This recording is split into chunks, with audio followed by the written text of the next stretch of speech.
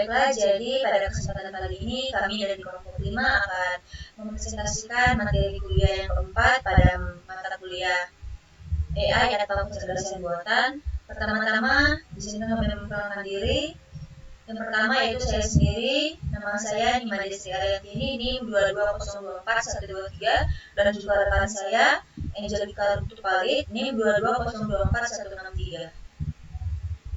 Jadi kita masuk ke materi yang pertama di sini mengenai pemodelan dalam MSS. Pemodelan dalam MSS atau Multi Criteria Decision Support System adalah proses yang melibatkan langkah-langkah sistematis yang mendukung pengambilan keputusan yang kompleks dengan mempertimbangkan berbagai kriteria.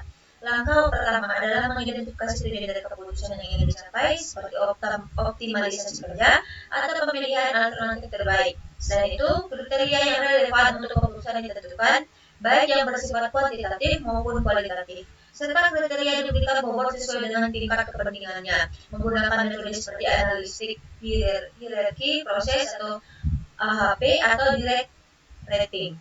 Alternatif-alternatif yang tersedia kemudian dievaluasi berdasarkan performanya terhadap setiap kriteria. Penilaian ini selanjutnya diolah dengan metode agregasi seperti weighted sum model atau WSM atau WPM untuk menghasilkan skor akhir bagi setiap alternatif. Tahap analisis sensitivitas sering dilakukan untuk melihat bagaimana perubahan dan juga bobot kriteria dapat mempengaruhi hasil akhir. Pada akhirnya, alternatif dengan nilai tertinggi atau yang paling mendekati tujuan optimal dipilih sebagai solusi terbaik. Metode seperti AHP paling mendekati tujuan optimal dipilih. Metode seperti AHP, TOPSIS, dan juga PROMET sering digunakan dalam pemodelan MSS untuk memberikan panduan dalam pengambilan keputusan yang kompleks secara sistematis dan juga terstruktur. Selanjutnya di sini ada aspek dalam pemodelan. Pemodelan dalam MSS mencakup berbagai aspek penting yang memastikan pengambilan keputusan berlangsung secara efektif dan juga terstruktur. Salah satu aspek utama adalah penentuan tujuan yang jelas yang menjadi dasar pengambilan keputusan. Kemudian berbagai kriteria yang relevan diidentifikasi baik kuantitatif maupun kualitatif untuk mengevaluasi setiap alternatif. Setiap kriteria ini diberikan bobot dan kepentingannya sehingga aspek kriteria juga menjadi krusial dalam memastikan keseimbangan penilaian. Berdasarkan kriteria yang telah ditetapkan menggunakan metode agregasi seperti weighted sum model, WSM atau weighted product model (WPM) untuk memastikan skor akhir. Nah, aspek lainnya juga penting adalah analisis sensitivitas yang membantu mengevaluasi bagaimana perubahan bobot atau penilaian dapat mempengaruhi hasil keputusan, sehingga memberikan stabilitas pada proses pengambilan keputusan. Selain itu, interaksi antar kriteria perlu dipertimbangkan karena beberapa kriteria mungkin saling mempengaruhi. Aspek ketidakpastian juga ditemukan, terutama dalam kondisi risiko atau data yang tidak pasti, yang bisa ditangani dengan teknik seperti fuzzy logik. Aspek terakhir adalah evaluasi hasil dan juga feedback, di mana keputusan yang diambil dievaluasi untuk meningkatkan efektivitas pemodelan di masa depan. Semua aspek ini bekerja sama-sama untuk memberikan struktur yang kuat dan dalam pengambilan keputusan yang kompleks dalam MSS. Nah, di sini juga ada berbagai jenis model dari MSS, yaitu yang pertama AHP, menggunakan struktur hierarki untuk membandingkan kriteria dan alternatif secara berpasangan, dan juga AMP, mempertimbangkan hubungan saling ketergantungan antara kriteria dalam bentuk jaringan. Yang ketiga ada TOPSIS, yaitu memilih alternatif yang paling dekat dengan solusi ideal dan paling jauh dari solusi terburuk. Dan yang keempat ada PROMET, yaitu memberikan peringkat preferensi antara alternatif melalui perbandingan pasangan. Dan yang keempat ada SMART. Yang kelima ada SMART, yaitu metode sederhana yang menghitung skor berdasarkan bobot kriteria dan nilai alternatif. Selanjutnya ada ELECTRE, yaitu mengeliminasi alternatif yang lemah dari perbandingan pasangan, dan juga MAUT, yaitu menggunakan fungsi utilitas untuk mengevaluasi kriteria secara kuantitatif. Dan juga yang kedelapan ada fuzzy MCDM, yaitu menggunakan logika fuzzy untuk menangani ketidakpastian dalam penilaian kriteria. Dan selanjutnya yang kesembilan ada VICOR, yaitu menekankan kompromi antara alternatif untuk mencapai solusi terbaik. Yang terakhir ada goal programming, menetapkan 5 cara solusi yang mendekati tujuan yang diinginkan. Selanjutnya, kita masuk ke model statis dan juga dinamis. Yang pertama, model statis adalah model yang mempertimbangkan kondisi dan informasi pada suatu titik waktu tertentu tanpa memperhitungkan perubahan dan evolusi kondisi tersebut seiring waktu. Model ini biasanya digunakan untuk masalah yang tidak mengalami perubahan signifikan atau ketika data dan kriteria dianggap tetap. Contoh model statis dalam MS termasuk yang pertama di sini ada analistik hierarki atau proses atau AHP, yaitu menilai alternatif berdasarkan kriteria, dan juga topsis, yaitu mengidentifikasi alternatif terbaik dengan membandingkan jarak dari solusi ideal dan juga solusi terburuk. Dan yang ketiga ada smart, yaitu menghitung skor alternatif berdasarkan bobot dan nilai kriteria tetap. Selanjutnya ada model dinamis. Di sisi lain mempertimbangkan perubahan dan perkembangan kondisi seiring waktu. Model ini sering digunakan untuk situasi di mana data atau kriteria dapat berubah dan juga keputusan harus menyesuaikan dengan perubahan tersebut. Model dinamis memungkinkan simulasi dan analisis terhadap berbagai skenario masa depan. Contoh model dinamis dalam MS termasuk pertama yaitu ada ANP, yaitu mempertimbangkan interaksi dan ketergantungan antar kriteria yang mungkin berubah seiring waktu. Yang kedua ada FUSI, multi kriteria decision making, yaitu mengelola ketidakpastian dengan perubahan dalam penilaian kriteria menggunakan logika FUSI. Yang ketiga yaitu goal programming, menyesuaikan target dan solusi berdasarkan perubahan dalam tujuan atau kondisi. Nah, selanjutnya kita masuk ke optimalisasi dengan program matematis. Nah, optimalisasi ini dengan program matematis adalah pendekatan sistematis untuk menemukan solusi terbaik dari masalah yang melibatkan berbagai kendala dan juga tujuan yang seringkali bersaing. Beberapa metode optimasi yang umum digunakan dalam program matematis contohnya dengan menggunakan program linear. Nah, apa sih program linear itu? Nah, jadi linear programming atau LP adalah metode matematis untuk memaksimalkan atau minimalkan fungsi objektif linear dengan kendala yang juga bersifat linear. LP digunakan dalam berbagai aplikasi seperti perencanaan produksi, distribusi, dan juga alokasi sumber daya. Berikut adalah aspek fungsi dari linear programming.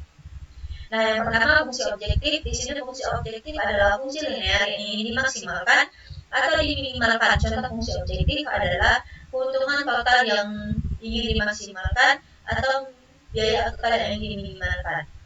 Di sini sudah ada rumusnya di mana C adalah koefisien dari variabel keputusan XI. Nah, hasilnya ada kendala adalah batasan linear yang harus dipenuhi oleh variabel keputusan. Kendala ini biasanya berupa persamaan atau ketidaksamaan linear.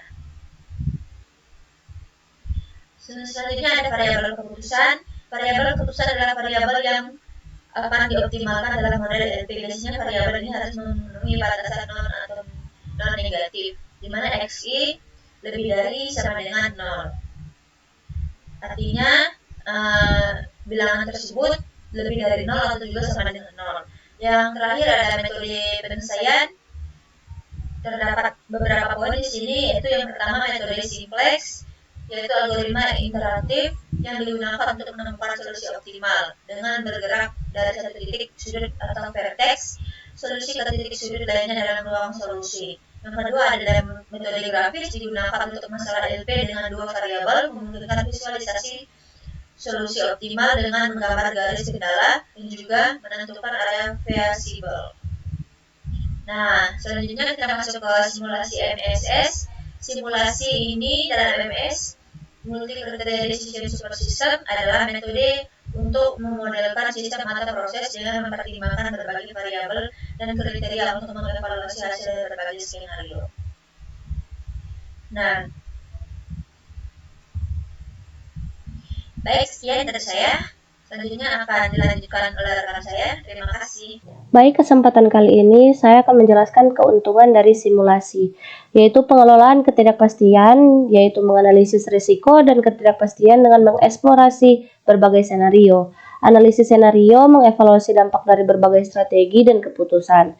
Lalu ada juga visualisasi, yaitu memudahkan pemahaman melalui grafik dan diagram. Ada evaluasi sistem kompleks, yaitu memodelkan interaksi dan dinamika sistem yang kompleks, dan juga pengujian kebijakan, yaitu menguji kebijakan dalam lingkungan terkendali. Ada juga kerugian simulasi, yaitu kebutuhan data. Kebutuhan data memerlukan data yang akurat dan juga lengkap. Lalu ada kompleksibilitas model. Membuat model yang akurat bisa sangat kompleks. Lalu ada keterbatasan komputasi, yaitu memerlukan sumber daya komputasi dan waktu yang besar. Ada juga interpretasi hasil. Hasil bisa sulit diinterpretasikan dan juga biaya implementasi, yaitu pengembangan simulasi dapat mahal. Ada juga metodologi simulasi, yaitu definisi masalah, yaitu menentukan tujuan dan variabel yang relevan. Ada pengembangan model, pilih dan bangun model simulasi sesuai jenis yang dibutuhkan. Ada juga pengumpulan data, yaitu mengumpulkan data dan siapkan data untuk model. Ada kalibrasi dan verifikasi, yaitu sesuaikan model dengan data nyata dan pastikan model berfungsi dengan benar. Ada pelaksanaan simulasi, yaitu menjalankan simulasi untuk berbagai skenario. Ada analisis hasil, evaluasi hasil dan gunakan visualisasi untuk interpretasi. Ada pengambilan keputusan, yaitu gunakan hasil untuk mendukung keputusan. Ada evaluasi dan umpan balik, yaitu tinjau hasil dan proses untuk perbaikan di masa yang akan datang. Ada juga tipe simulasi, yang pertama simulasi Monte Carlo, yaitu menggunakan randomisasi untuk mengevaluasi berbagai skenario dan resiko. Dan dua, yaitu simulasi discrete event, yaitu memodelkan sistem dengan peristiwa yang terjadi pada titik waktu tertentu. Tiga, simulasi dinamis, menggambarkan perubahan sistem dalam jangka panjang dengan model berbasis stokasi. Empat, simulasi berbasis agen, yaitu memodelkan interaksi individu atau agen dalam lingkungan yang kompleks. 5. Simulasi sistem dinamis, yaitu mempelajari hubungan sebab akibat dan umpan balik dalam sistem yang dinamis. Yang keenam ada simulasi fuzzy, yaitu menggunakan logika fuzzy untuk menangani ketidakpastian dalam data atau keputusan. Ada juga percobaan dalam simulasi, yaitu probabilistik. Yang pertama penentuan model, yaitu identifikasi model dan variabel acak. Yang kedua pengumpulan data, yaitu mengumpulkan data untuk probabilistik untuk variabel acak. Dan ketiga yaitu penyusunan skenario, yaitu membuat dan menentukan skenario acak. Yang keempat pelaksanaan simulasi, yaitu menjalankan simulasi untuk berbagai skenario dan kumpulkan hasilnya.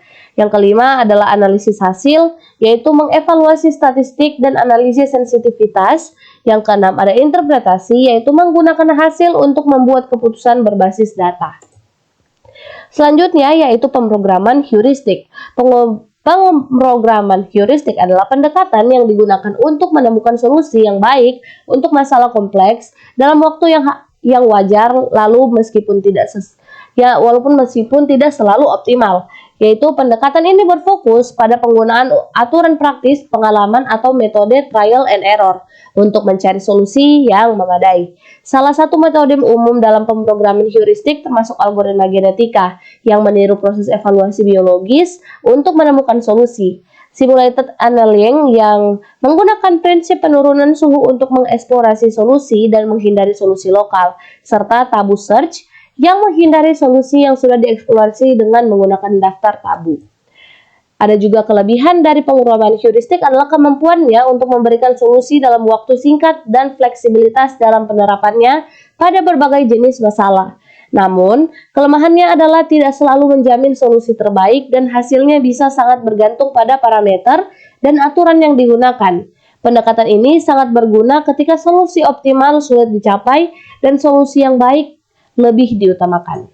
Ada juga keuntungan heuristik. Keuntungan pemrograman heuristik adalah kemampuannya untuk menemukan solusi yang memadai dalam waktu singkat untuk masalah kompleks. Pendekatan ini fleksibel dan dapat diterapkan pada berbagai jenis masalah dan menggunakan aturan praktis serta strategi trial and error untuk memberikan hasil yang lebih baik. Dengan menggunakan metode seperti algoritma genetika, simulated annealing, dan tabu search, pemrograman heuristik mampu menghasilkan solusi yang cukup baik meskipun proses pencarian solusi optimal mungkin memerlukan waktu yang lebih lama. Ada juga kerugiannya, yaitu bahwa ia tidak selalu menjamin solusi terbaik dan kualitas solusi yang ditemukan sangat bergantung pada parameter serta aturan yang digunakan.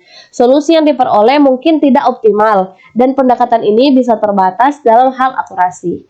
Ketergantungan pada pengaturan heuristik dan parameter dapat mempengaruhi hasil akhir, lalu membuat pemrograman heuristik kurang andal dalam memberikan solusi yang sepenuhnya optimal dibandingkan dengan metode lain yang lebih eksak. Jadi kesimpulannya yaitu pemodelan dalam MSS melibatkan pembuatan model untuk menganalisis sistem dengan mempertimbangkan berbagai variabel dan kriteria.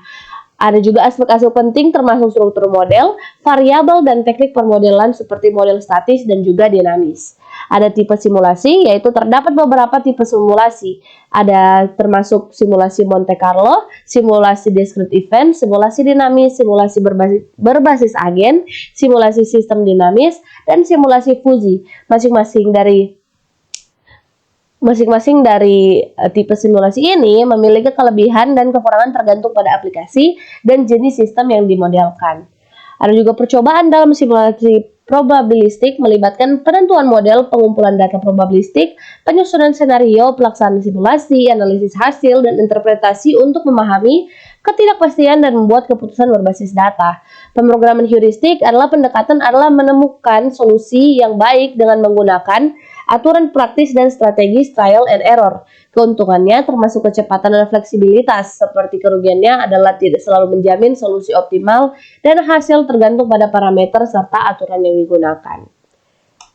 Sekian dari saya, terima kasih.